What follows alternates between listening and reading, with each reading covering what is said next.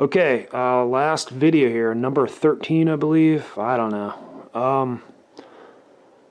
In case you're wondering why you're staring at a black screen, my sound card on the computer that I do audio just decided to up and shit the bed. So I've got nothing but a camera right now.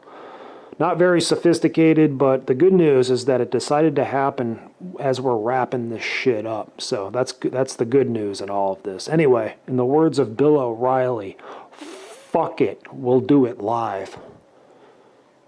To compound problems further, I don't have a full script written for this one. A partial script is what I'm working off of. So there's a lot of ad-libbing. So if I'm bumbling, stumbling, and mumbling my way through this conclusion, then I apologize. What's going on right now is Facebook happens to be in the news a lot these days. So it's hard to keep up. I keep getting new ideas and stuff like that, so it's hard to keep track of shit. And technically, I don't really have to keep track of anything, really. Nothing has changed is what I'm trying to tell you, the long and the short of it. And it's going to come this may come as a surprise to some people, but Facebook isn't dying and Facebook is not dead, contrary to what you've heard over the media and even some vloggers as well. They've also gotten on board with the belief that somehow Facebook will never recover from this. They'll never, and I'm here to say that Facebook is not going anywhere anytime soon. Okay? Facebook is our future. I don't know any other way I can make it more clear than I have throughout this entire series. But let me repeat for clarification purposes. Facebook is not dead. Facebook is our future, and it is Friday, March 23rd, 2018, as I write these words. Cambridge Analytica is all over the news. We got opportunistic attorneys with a history of grandstanding, filing lawsuits. Stocks are dropping. Mark Zuckerberg lost $10 billion this week. Elon Musk deleted Tesla's Facebook page. And Mozilla are pulling their ads from Facebook. It's pandemonium. The sky is falling. Everything's going wrong. Wrong. Do not be deceived by this theater moving at warp speed. As quickly as the scenery, the props, and the actors and the fake moral outrage appeared, just as quickly will they all disappear. It boils down to this. Facebook cannot be declared legally dead until both virtual reality and social media have merged in a convincingly realistic way and after users have consumed everything it has to offer. That's the long and the short of it, guys. And I hope everybody understands that. Anything short of that achievement simply will not do.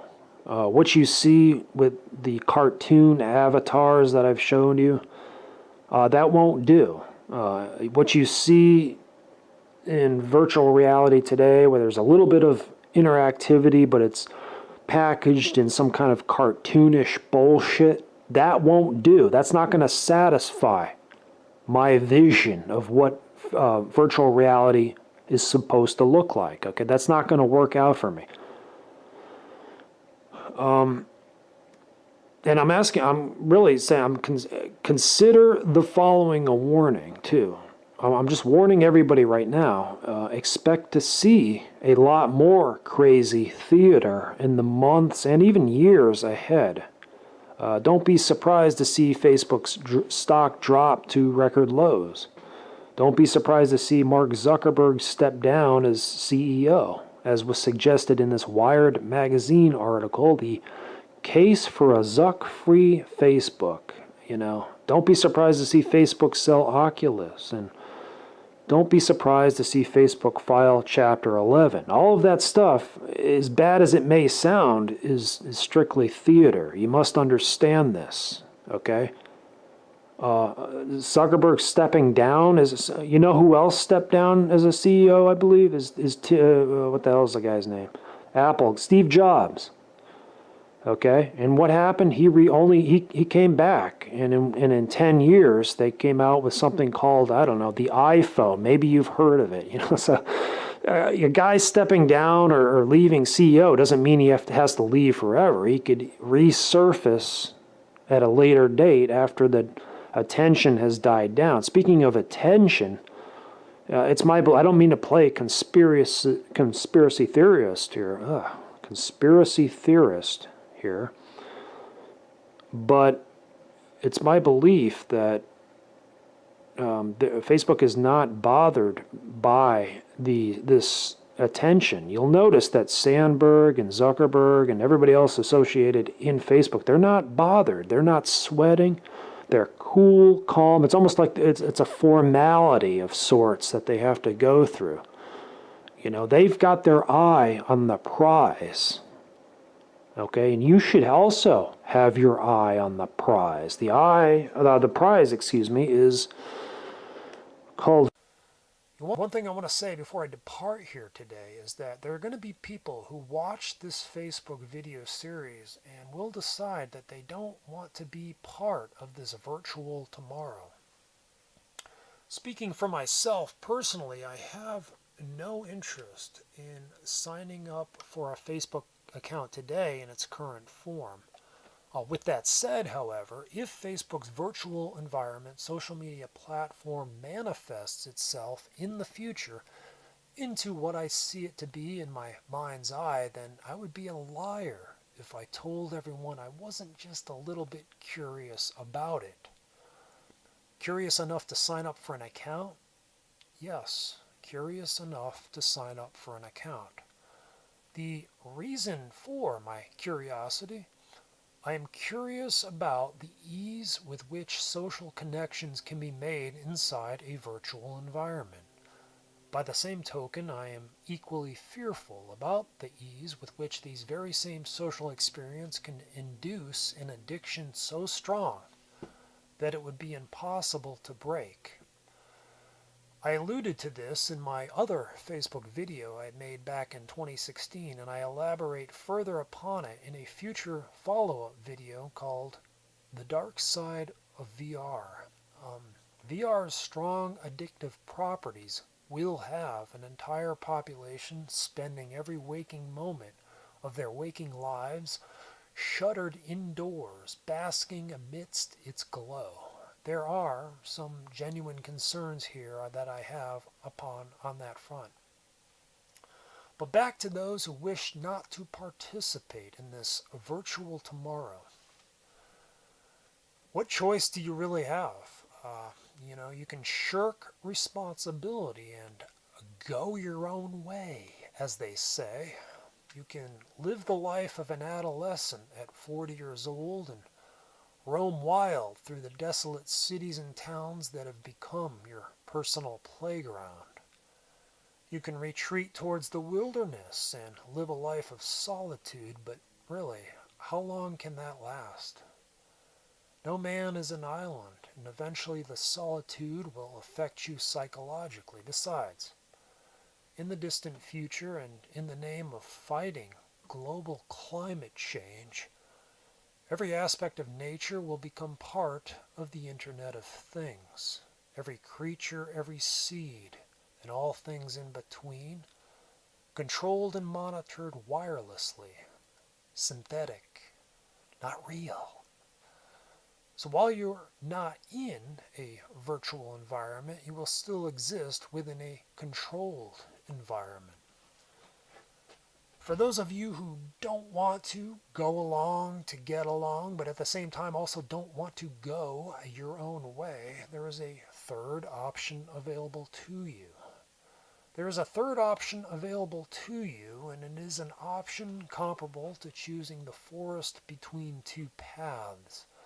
It is an option comparable to climbing the walls of a maze to avoid navigating within them. This third option of which I speak of is to simply rebuild the past, not to be confused with reliving the past, which is often both unintentionally and intentionally misinterpreted as such. The way forward is to regress backwards.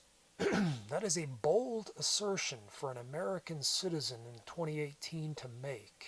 It almost borders upon being illegal, and it is one that goes against Americans' conventional beliefs concerning our evolution as a society. All our lives we've been told that man cannot live in the past, and I'm here today to tell you that that is only partly true. Man cannot live in the past in the same way man cannot live in a 17th century English castle in a neighborhood in modern rural America. He cannot do this for the simple fact that, well, he hasn't built for himself that castle and therefore cannot live in it. Technically speaking, of course, such a structure can be built at any time. We have the materials, the machinery, and the manpower. However, we are bound not by the laws of physics and nature in achieving such a feat, but bound instead merely by man's laws. And man's laws are laws that can be changed. You can rebuild any vehicle that came off the line in the 1950s. That is not impossible. The only thing stopping you are rules and regulations. You can rebuild any piece of architecture that existed in the 1950s, but again, the only thing stopping you are ordinances, rules, and regulations. Every tool, every home appliance, every article of clothing, wash, rinse, repeat, etc. You can even roll back modern gender roles until they're clearly defined again. But again, rules. Understand, though, that I am not lauding the virtues of moving backwards as a society, but you need to know that this option is available to you. Again, no celebrity journalist will tell you this. They've got too much wrapped up in ad money to tell you this. And they have also got a good thing going in keeping you ignorant. No one else will tell you this for reasons similar to why no one else will tell you that you are being socially engineered by artificial intelligence. In time, you will find that going backwards and taking as many people with you will be your greatest weapon against that of a virtual tomorrow.